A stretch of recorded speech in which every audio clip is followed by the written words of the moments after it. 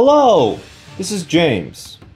We're doing another Amazoness Princess video today, and the reason is I think a lot of people they get too focused on all of the tech cards that they could put into their Amazoness deck, and it's kind of complicated and it's kind of silly because all you need is the full bush. We're doing this deck with unnecessary copies of Amazoness Willpower and the card that I love to crap on, Amazoness Heirloom. Okay, so this is just your normal Amazoness deck. Of course, we have 3 Princess. Currently the best searcher in the game. When she gets played, you can pull a Amazoness Spell or Trap from your deck, and when she attacks, you can sacrifice a card for a card that you might need. And that's why you don't need these fancy tech cards, because if you have your fancy tech cards, maybe you get too greedy. Maybe you don't want to discard to get out what you really need is just more bodacious bodies, so you can get that sweet banish. So we have our 3 Amazoness Princess, we have 1 Amazoness Queen, great in every matchup except the mirror matchup, prevents your Amazoness from being destroyed by battle. 2 Amazoness Swordswoman, reflects all the battle damage back at the opponent, great combo with Queen. 2 Amazoness Sage, useful in the mirror match if she can get through to an attack, basically a direct attack. And you know, I harbor fantasies about wrecking a sea stealth attack board using Amazoness Sage. And 1 and only 1 Amazoness Baby Tiger, because we don't need 3 of them anymore, because he can be searched. With Amazoness Princess, we can get an Amazoness and a Baby Tiger instead of just the Baby Tiger. And 3 enemy controllers. Now I know what you're thinking. James, this is full bush. You're only supposed to have Amazoness cards. Ignore the Witch Raider for a second. I have a story about Witch Raider. Enemy controller is not contradictory of an archetype. Enemy controller is like a staple alternate card of every single deck except like Archfiends. So enemy controller stays, and we have 3 Amazoness Willpower.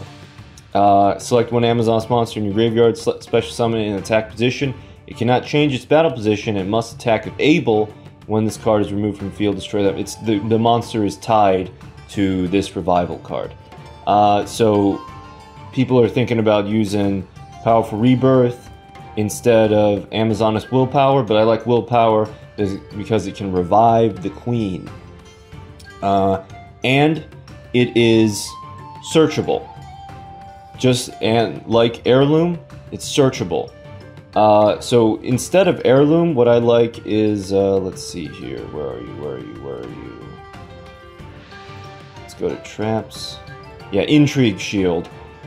But now that we have Princess, we can search out Heirloom whenever we want, and that is very powerful. And again, more often than not, it's just fodder for the effect of Amazoness Princess. And of course, 3 of Amazoness Onslaught, it's the continuous banish for the Amazonesses. The free-to-play Sea Stealth attack. If your Amazoness makes damage step babies with your opponent's monster, they get banished. And if this card on the field is destroyed, not counting Amazoness Princess's effect, you can revive an Amazoness. And also, most crucially, during the battle phase, you can pop out another Amazoness from your hand. So, now you may be asking yourself, why do we have Vision Hero Witch Raider? Because she's an outsider. She does not know the ways of the Tuka'a. And you are absolutely 100% correct. So, I was making this full bush deck. Let's not confuse people with all these different tech cards, and people think they need to go through the boxes to get Canadias, or they gotta go back in time to get the Intrigue Shield, or Super Rush, or any of that nonsense. But since I have a Witch Raider, let's use her, let's tech her in against the mirror match, let's tech her in against any sea stealths that might happen. No. And I'm gonna tell you why. Okay, so more often than not. So first of all, for Witch Raider's effect, you can tribute her using trap cards, right? That sounds cool. And then when she's normal summoned, you destroy all of your opponent's back row, but it comes at a cost. The turn that you activate her effect, you cannot special summon your monsters, except hero monsters. So you can't special summon your Amazonesses. Amazoness Onslaught, during your battle phase, you can special summon monsters, but Vision Hero Witch Raider precludes that if she hasn't already used the Onslaught as tribute fodder. Now, this deck is doing well. Before we get into the replays, this deck's doing well, getting the Legend Rank 3 easy, but for our rank up match, it was disgusting. It was the one time I actually was going to use Vision Hero Witch Raider for her intended purpose, instead of just as discard fodder for Princess. Alright, I draw Witch Raider, I draw Econ, I draw Princess, and I draw Swordswoman. Alright, it's turn 1 is my turn, so I make the only play I can. I normal summon Princess, and I pull out an Onslaught, and I set the Onslaught, and I just hope for the best. And then what happens on turn 2? Gear Gears. Gear Gears happen on turn 2. The opponent plays Accelerator Gear, and then ties the Brethrens out, Anchor Gear, and the Jet Plane.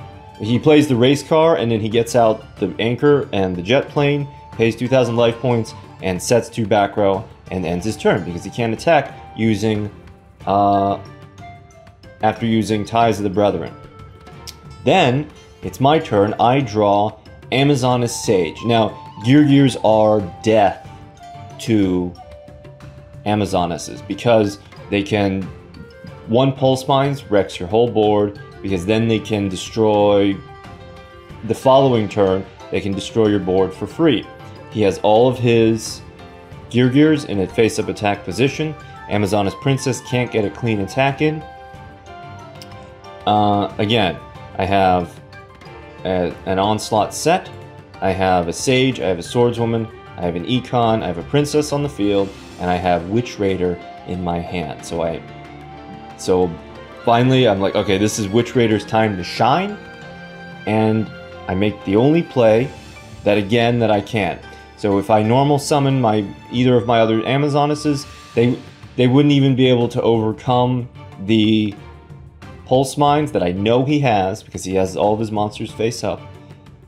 And they would just get Pulse Mines, and then my board would get destroyed next turn. So, what do? I tribute my Amazoness Princess, I take his Anchor Gear, and then I have his Anchor Gear and my Amazoness Onslaught on the field, and I tribute for the Witch Raider. Now, my thinking behind this is that if I remove the Anchor Gear, all he has left are his Race Car and his Jet Plane. Even if he Pulse Mines my Witch Raider, which he of course will, Witch Raider has 1900 defense points, cannot be overcome by the Race Car, cannot be overcome by the 1900 attack point Jet Plane. So, and I get to clear his back row. And I get to clear his back row, and I get rid of the Anchor Gear, all while summoning my own monster. What happens?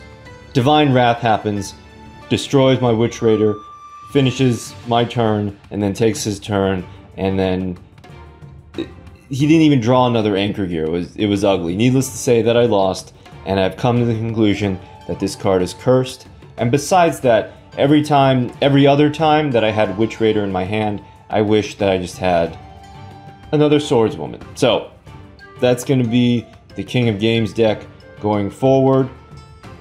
But for our replays, this is what we got. Okay. Oh, it's disgusting. Very, very rarely am I tilted, but that was one of those times. All right. See, Legend Rank 3. And dual replays. Alright, our first replay is up against Mako Tsunami. Because, again, the thing about Amazonesses is they're like Cyber Angels. And Cyber Angels don't run tech cards. Cyber Angels just rely on a horde of sexy ladies to remove your opponent's cards for free. So don't worry about the tech cards. Cursed. Cursed. I shrink you. Okay. So we draw a handful of monsters, we do not restart, and it's the Fish Tribe. Alright, Amazonas Princess, get our extra Amazonas Onslaught. You're always going to want the Onslaught unless something else happens, and since we have plenty of Amazonesses, we're going to tribute the Sage for the Queen. Hammer Shark's going to attack Princess. We're going to pop Onslaught. He's going to pop Fish Depth Charge. We're going to get out our Sage, and it's a good thing we search that second one, so we get the Banish. Now we have a full field, but Wall of the D.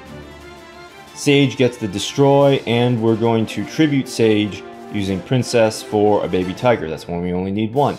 Hammer Shark going for the damage, but Queen cannot be destroyed. He's going to try and finish me off with Oyster Meister, but now we're just going to turn everybody into our own Wall of D, a Wall of B, a Wall of Banishing. He passes his turn, and when we tribute take the Oyster Meisters, no token because it was destroyed by battle. Beautiful. Golden Flying Fish, he's done. I have an impenetrable wall. Amazonas Swordswoman can only reflect the damage back at him, and he surrenders. No Witch Raider needed. No tech cards, only the Swarm. Alright, Jesse Anderson versus Bandit Keith. And it wasn't even a Bandit Keith Gears. It was a Bones Restart Gears. Anyway. Bandit Keith versus Jesse Anderson. We're going second.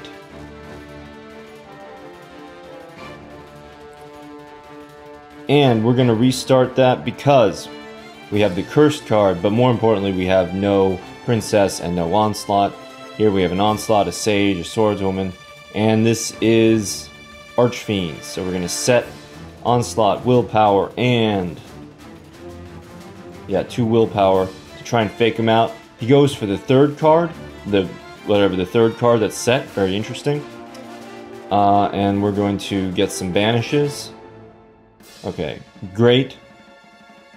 Draw the Princess. So here we're going to pull out the Heirloom. What would happen there is banish and then revive the Sage and then destroy his Call of the Archfiend. And since he has no cards in his hand, can't use it even if he wanted to. All right, that was good. And another Bandit Keith. Food for the tribe. And we're going first. Alright, and here we draw our Princess, so we're not going to restart. Princess is going to give us Onslaught. Turn 1. And then you always want to fake out, because everybody's searching for your Onslaught with their Cyclones. I like to go middle is nothing, and then Onslaught. Actually, you'd be surprised how many people go... Okay, so when you draw your Onslaught, it's the rightmost card. When you pull your Onslaught out of the deck, it's the rightmost card, but then your hand gets shuffled, right? Okay, so then what you do is you take that rightmost card and you set it first, right? And then people just assume that it's the Onslaught because they're not wise to the shuffle. That's not going to matter in this mirror match, because we're just going to pop Onslaught immediately. He's going to pop his own Onslaught. We're going to we're going to Onslaught summon our Baby Tiger. We're going to crash. We're going to get the banish. He's also going to get the banish. Amazonas Princess is going to go for the attack. Now, okay, so this is important. He uses enemy controller too late. What he should have done was either at the beginning of my battle step, he should have enemy controlled my Princess so that I couldn't get the attack off. in this case, I still get to go get my princess to declare an attack. I get to tribute off my heirloom. Heirloom is totally useless in the mirror match, and so I get out another monster. The Amazonas mirror match, all about just having more banishes than your opponent. So, banish, banish. And then he's going to ambush out another Amazonas. We're going to prevent him from destroying our card. And banish, banish. From destroying our onslaught. Get another princess. Princess is going to give us our third onslaught. We're going to dump that cursed card. And here, yeah, banish, banish. And scoop, because we have the queen. Yes, let's maximize you. Okay.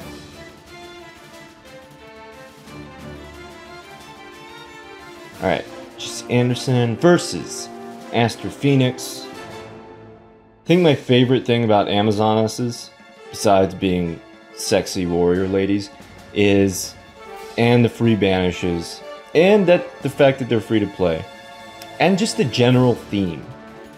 It's the fact that Anki players can kiss victory goodbye, because even when they're not just getting wholesale banished by my free-to-play cards, Queen totally messes up their strategy. So with Queen, Amazonesses cannot be destroyed by battle. Just keep her in defense position. Monsters can't be destroyed. And Anki can't get half of its effect. It can't pull out another mask change, even if you don't have Onslaught, which you always do because you have 6 cards that give you Onslaught. Onslaught and Princess. Okay, so this guy is smart. So he knows to chain his double Cyclone to his Cosmic Cyclone. So it's a triple Cyclone. So triple Cyclone is going to target my first card and my second card, but leave my third card untouched. So he does get... So, well, okay, so, yeah, so he banished the... So first he targeted the Willpower, and then he targeted the Onslaught, but nobody suspects the third card.